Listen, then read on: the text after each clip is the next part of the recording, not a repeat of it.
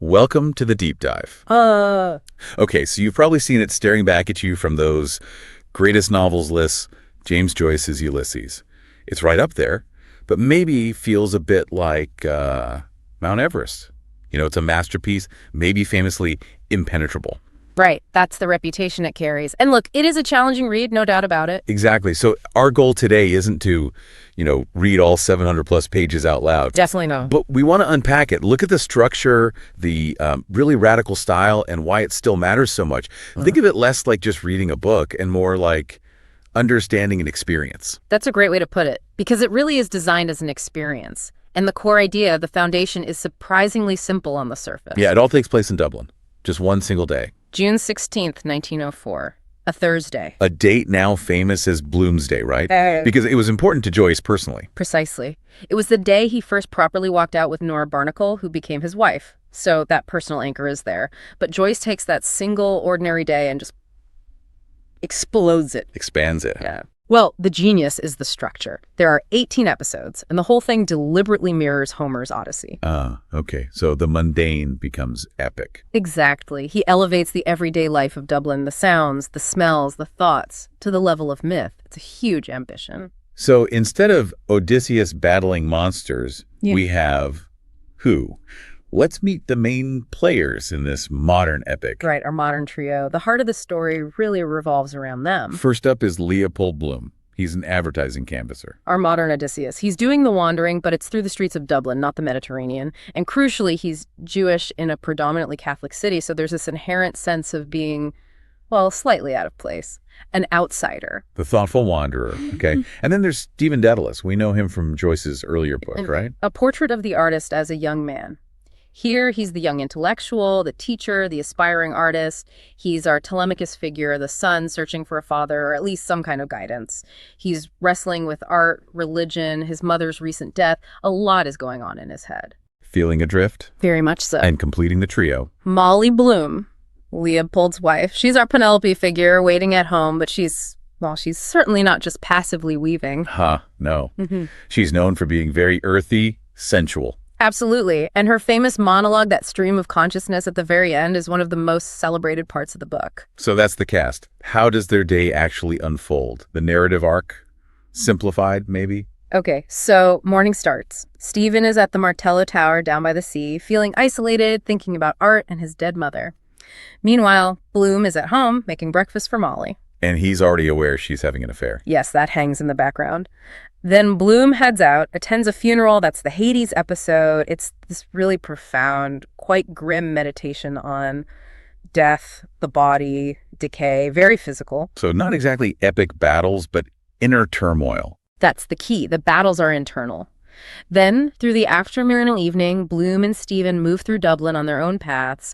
Bloom's running errands, trying to place an ad, observing everything. Stephen's debating, teaching, drinking. Just missing each other almost. For a while, yeah, like ships in the day. They eventually cross paths properly in a pub, and then later, much more significantly, in the brothel district, which gets very strange. The Circe episode, we'll get to that. Right. And then night falls. Bloom eventually gets home. He knows Molly's lover has been there. He's exhausted, emotionally bruised, but there's this sort of acceptance, even tenderness towards her.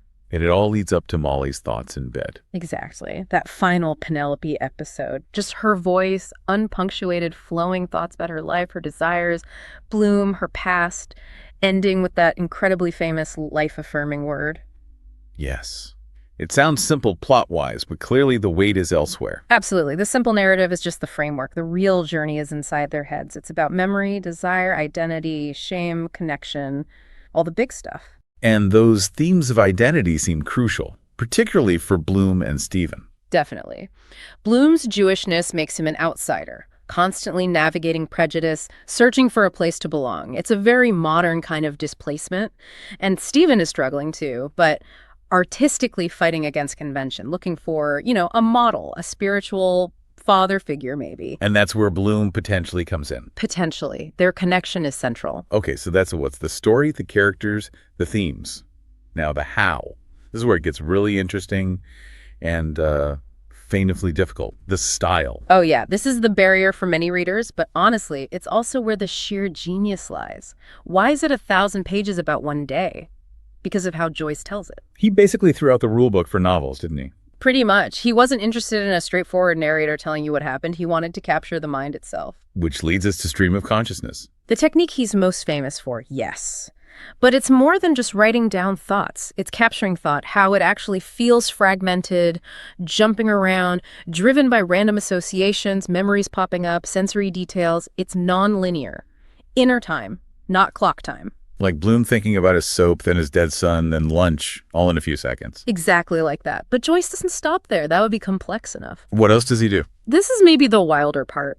The constant use of parody and pastiche. He treats language like a giant dressing-up box. Meaning One chapter or even one section within a chapter might suddenly be written like a newspaper article, or a scientific catechism, or cheap romantic fiction, or Elizabethan drama.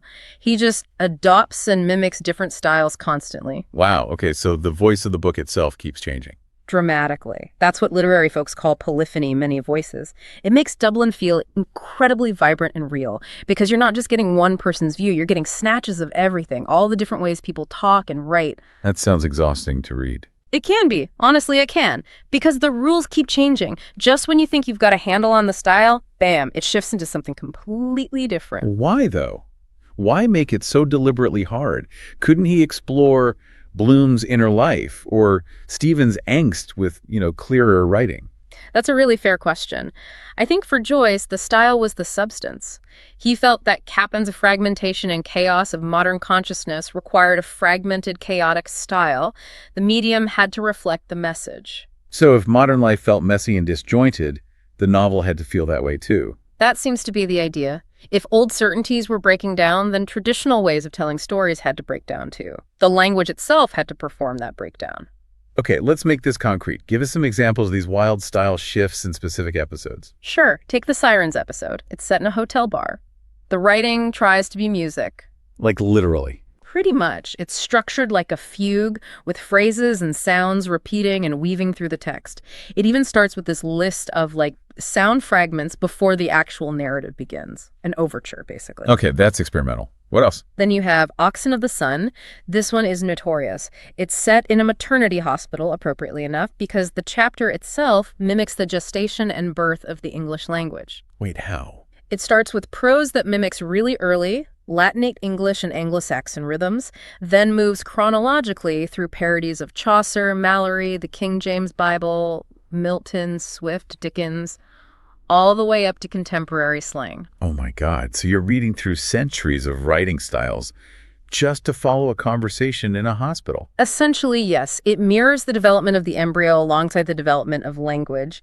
It's technically brilliant, but yeah, it's a tough slog. You feel like you're wrestling the history of literature. I can imagine. And then there's the really weird one later on. Circe. Ah, yes. The brothel scene. That's where reality just completely dissolves. It's written entirely as a play script, stage directions and all, but it's hallucinatory. Bloom's and Stephen's subconscious thoughts, fears, desires, guilts, they all get projected outwards as surreal events and characters. Transformations happen instantly. It's pure psychological theater, totally breaking narrative convention. Okay, that level of experiment, that breaking of norms, Yeah. It makes sense that the book had a rough start. Oh, absolutely. It wasn't published easily.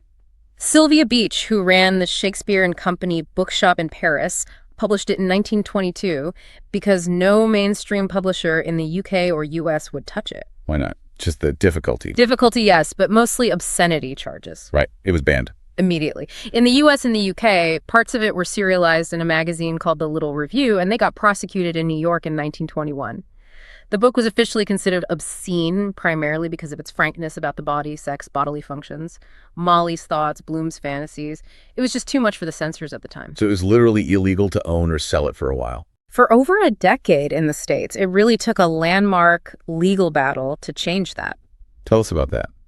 Well, the crucial moment came in 1933 in the U.S. A judge, John M. Woolsey, made this incredibly important ruling. He acknowledged that, yes, parts of the book might seem coarse or shocking to some readers. Right. But, he argued, you had to look at the work as a whole, its overall effect and Joyce's clear artistic intention.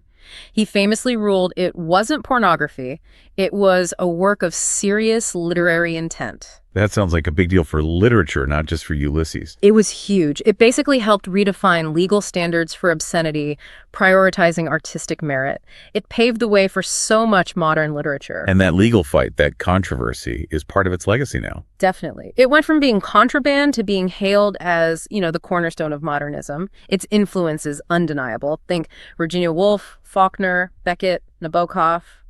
They all engaged with what Joyce did here. He really did change the game for what a novel could be. He absolutely did. He showed it could contain everything high and low language, complex thought, mundane detail, every style under the sun. No topic, no thought was off limits. Okay, so let's address the listener directly for a moment. If you pick this up, you will find it hard going at times. Oh, for sure. Don't feel bad if you do. Using a guide or annotations isn't cheating. It's often necessary, especially first time through. And some bits, like that Oxen of the Sun chapter, might feel, well, almost deliberately obscure or maybe even indulgent. That's a fair criticism some people level at it. That accessibility barrier is real. We can't pretend it isn't. But the reward, is it worth pushing through that frustration? I absolutely believe it is. The payoff is immense. Once you start to tune into its rhythms, the stylistic innovation is just dazzling. But beyond that, there's incredible humor, deep compassion for its characters, especially Bloom, and this unbelievably rich sensory portrait of a city and its people. It makes the ordinary extraordinary. Precisely. It transforms one day into this vast epic of human consciousness. It's endlessly rereadable. So maybe the key takeaway here is Joyce takes this ordinary guy, Leopold Bloom, on a very ordinary day, June 16th.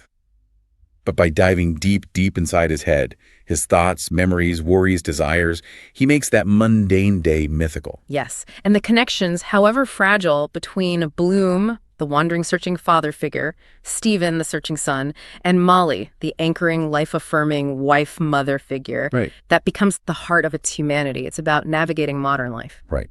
So to wrap up, maybe a final thought for you, the listener, to chew on. Go for it. Think about the scale. Joyce uses almost 1,000 pages for just 24 hours of external clock time. Almost all of that space is dedicated to internal time, memory, association, fleeting thoughts, the stuff that flashes through our minds constantly. So if the inner life of one ordinary person on one ordinary day can fill such a monumental book, what does that suggest about the sheer, unwritten complexity humming away inside your own head during your own everyday life? Makes you think, doesn't it? The universe inside each of us. Maybe something to ponder next time you're just, making breakfast.